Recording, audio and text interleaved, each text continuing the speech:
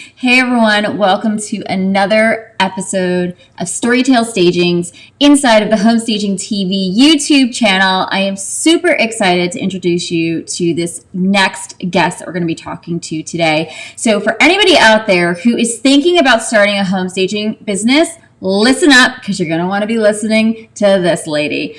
All right, so I want to share with you who I'm going to be talking to today, and she's the owner of Destined Dreams Home Staging, a multi-award-winning home staging company out of Toronto, Canada. And her extensive business education, she literally built her home staging business into 6 figures by her second year. That is so impressive. And that's why I wanted her to talk to you guys today. So now, 5 years later, she's learned a lot about the grind of entrepreneurship. It's not really what it's always cracked up to be when you first start your business.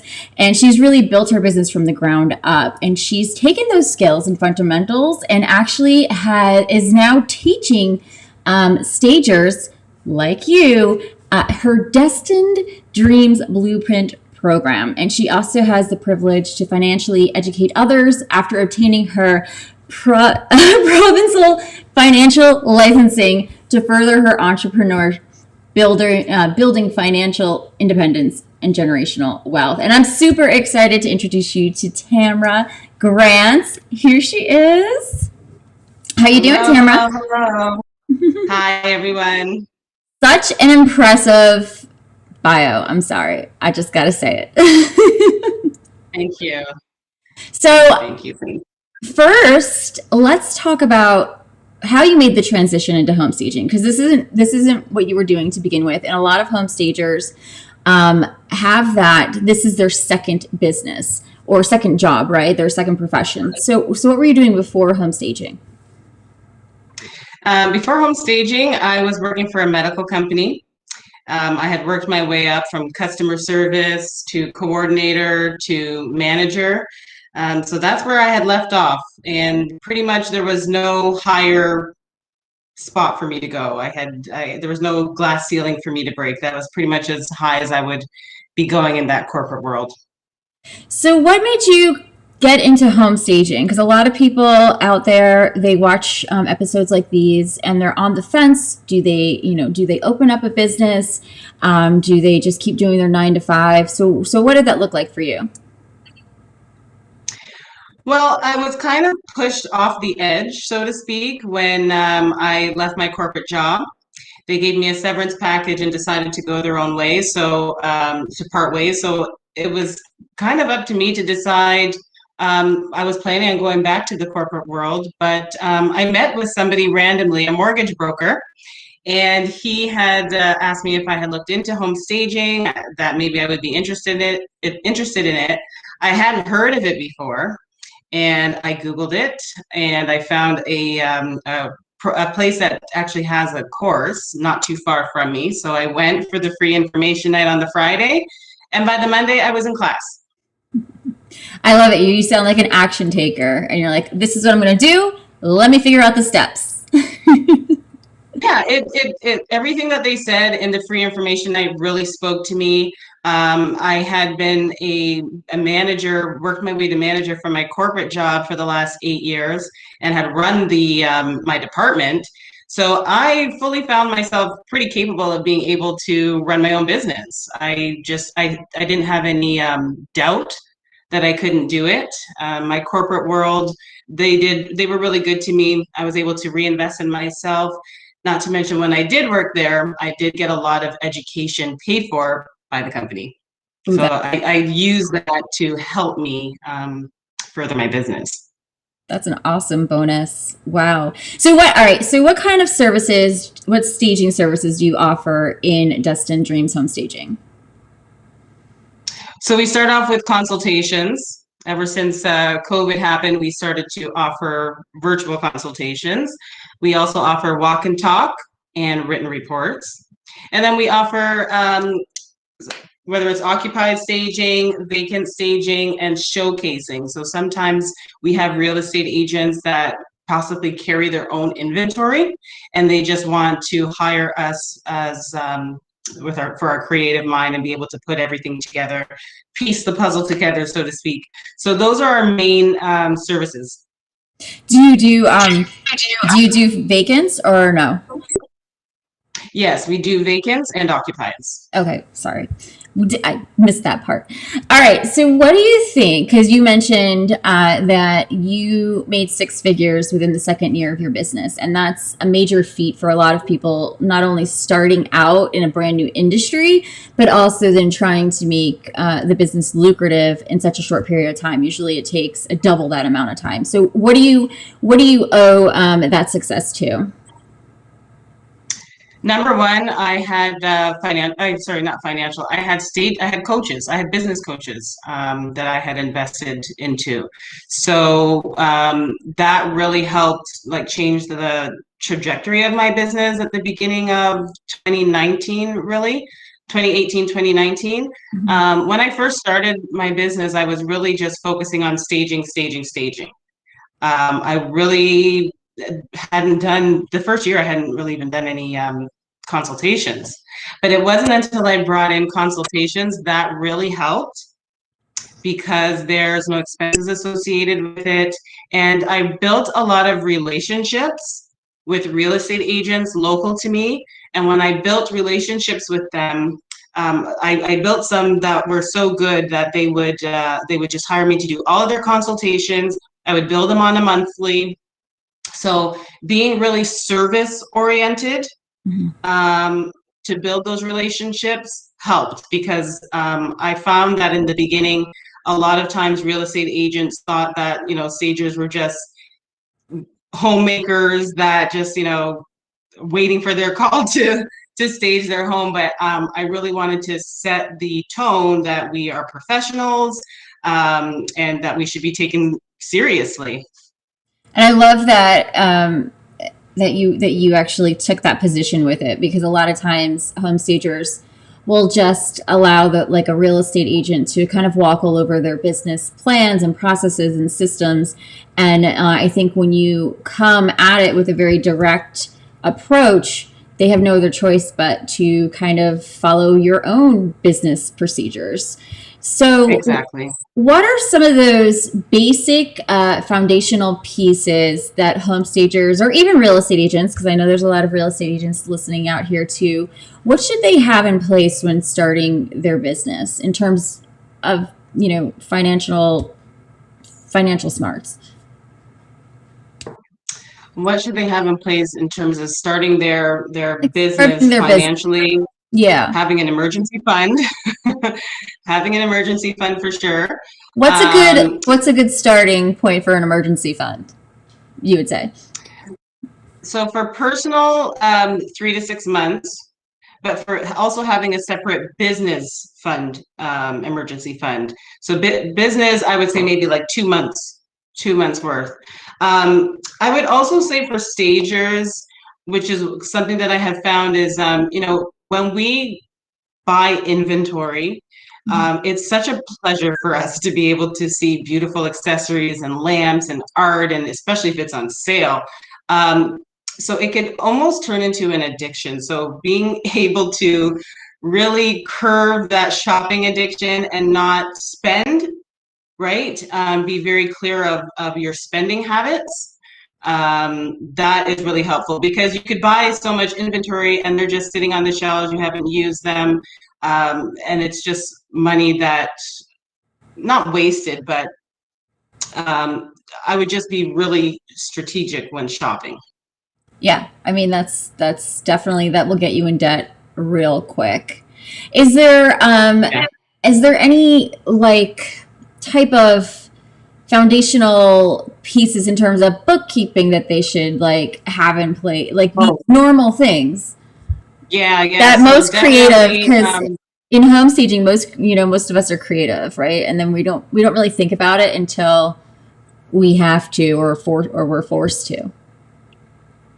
Exactly. Yeah. So when it comes to the home staging business, home staging is maybe decorating is probably 10%, but the remainder of the 90% is all business. So you definitely want to have an accountant on board, definitely one that you can go to. Also, I think it's helpful to have a digital software company or a digital media company that is able to help you when it comes to your website, being able to update pictures, being able to go through any of your Google reviews that are coming through, if you want to send out blogs, email lists, somebody to be able to do that, because you can't do everything yourself. So that's really helpful when it comes to that. And then also an accounting software to be able to log your expenses, log your invoices. You definitely want to have something in place, because for accounting, I wouldn't go with the Excel invoice. I would get an actual software put in place, like QuickBooks or FreshBooks, 17 Hats. How do you become a financially smart stager, right? Because we're saying that a lot of people will just invest money up front in the inventory. But it's like, how much should be invested? How do they, like, when do they draw that line? What about employees? Like, so how do they stay financially smart when having this company? So I will say, from my point of view, because humbly I started from nothing, so I was kind of already in the habit of being kind of frugal and watching my pennies. So I find that without being cheap and not taking care of the important things, but being very strategic of what you need to be spending money on. Um, maybe you don't need to have a warehouse. Maybe you don't need to have furniture. Maybe you can use source that out instead, because those are large expenses. So that's one thing with me. I don't have those large expenses, Mhm. which has really helped me. Um, Originally, I did think in order for me to be a successful stager, I'd have to have a big lavish showroom and a bunch of furniture and everything. But I've worked and met with many stagers, and I've seen what their trial and errors as well, and just kind of learned from that. Yeah, that's kind of like the dream when everyone wants to become a stager. It's like, ooh, you want this, you think you want this big warehouse. You don't realize all the logistics behind it and the people that it's going to take to move the furniture and have the inventory and clean the inventory and all of that stuff. Um, so that's definitely like a good thing to consider and know, all of our fellow viewers out there, that you don't necessarily need that type of staging model as your business in order to be successful in the home staging industry. There's a lot of different avenues now versus when I started my home staging company in 2009 that you can take versus just having all the expenses that come with a company like this. Um, Tamara, so how do you get like, so talk about like your day-to-day talk about like your day-to-day operations when it comes to focusing on your finances. Like, do you do something daily? Is it weekly? Is it monthly? And then how do you organize all of this in your business? Yes. So I do use Excel. I kind of do it the old-fashioned way, and I keep a budget through Excel. All of my expenses are listed from the first of the month to the end of the month. I've been keeping exact track of them for 2021, just so I have more of an idea for the new year of what the average expenses are. Mhm. So I keep track of it through Excel when it comes to all of my expenses. But I keep my business expenses, very low. Like I said, I have an accountant. I have a media company that helps me with my website. I pay for Zoom. Other than that, that's really my only overhead expenses. Oh, besides insurance, I have insurance. Um, but yeah, that's it. I don't have any overhead expenses. I have a staging team. Mhm. Um, but our business model is different. Our business model is different. I've worked with these stagers for over 2.5 years now, and they're sole proprietors. And I basically I'm the consultant. I'm the project manager. And I'm the one that's out there doing PowerPoint presentations at brokers' offices, meeting with real estate agents, doing interviews like this and podcasts and whatnot. And I'm also the coordinator, just like I was how many years ago? 6 years ago when I worked for corporate Canada. I was a coordinator, so I'm the one that is, putting in the invoices, adding the expenses, sending out the contracts, doing the consultations. So we've mastered where our strengths are. Oh, also social media. I love social media and marketing. So I do that. And then my stagers, they will do the staging, and they would provide the accessories.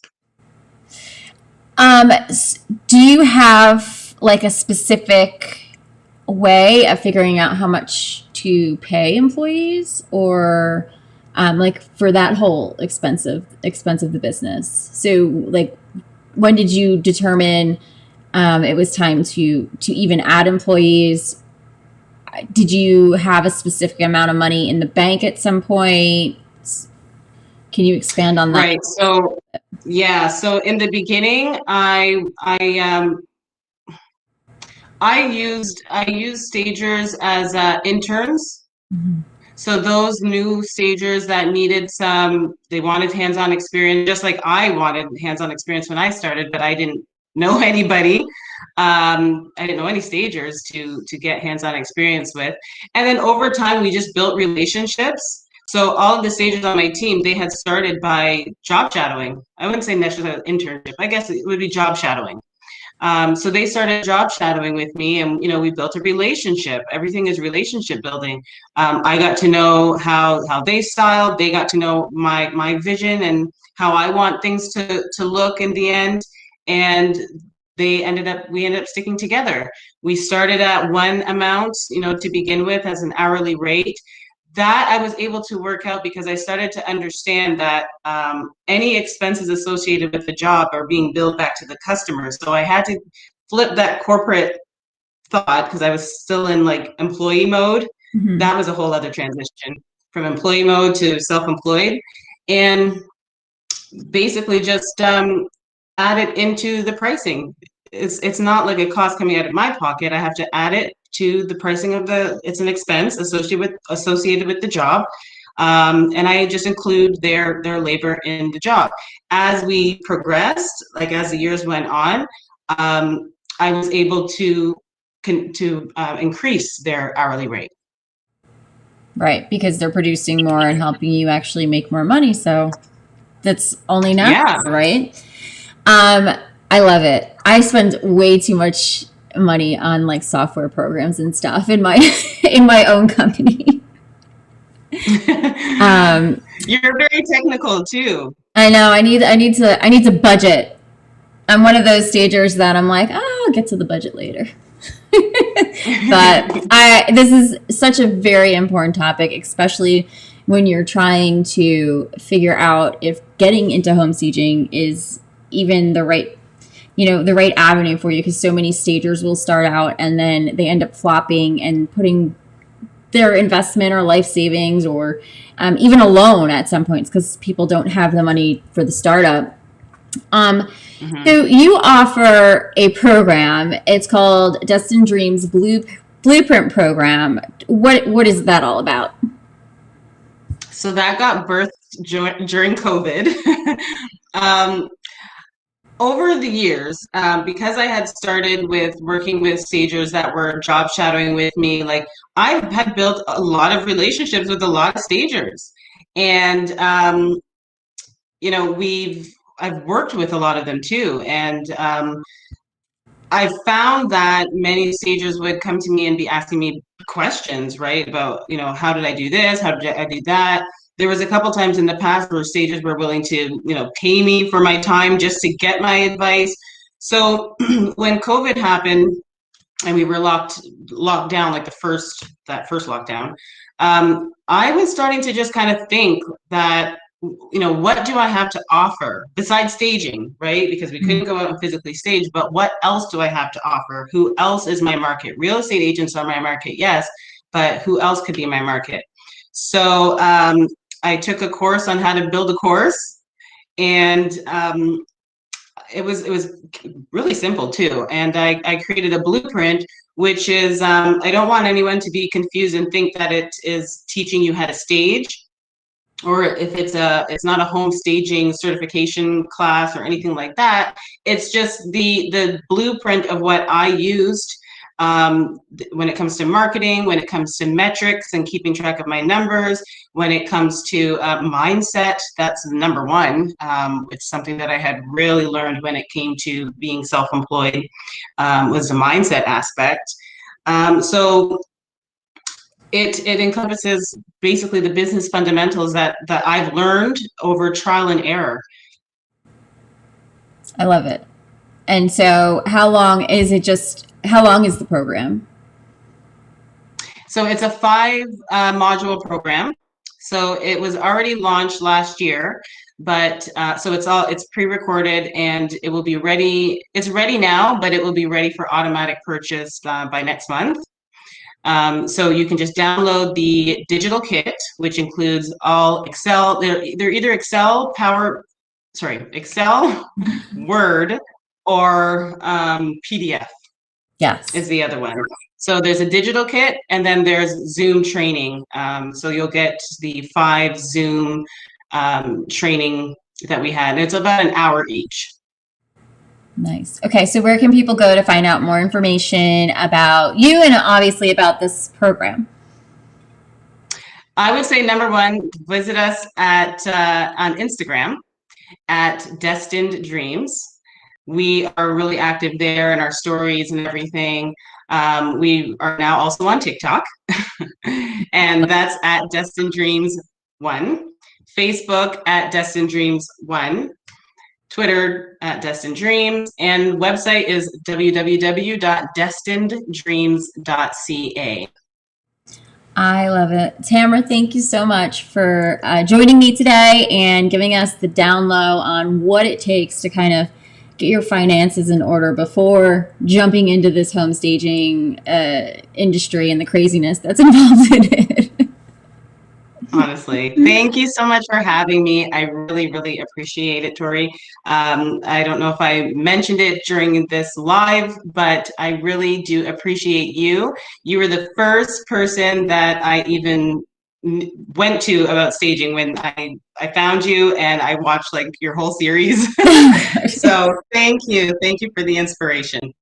Thank you. When I had started this YouTube channel, honestly, it wasn't really to help home stagers, but it's kind of pivoted into getting people to know more about the industry, getting them involved in the industry, and also, getting home sellers on board. So that's what this channel is all about, is basically making home staging a real estate standard. So we would love to hear from our audience, our viewers. If you guys have questions about how to start a home staging company, let us know in the comments below. You can always reach out to me too at tori@toritote.com.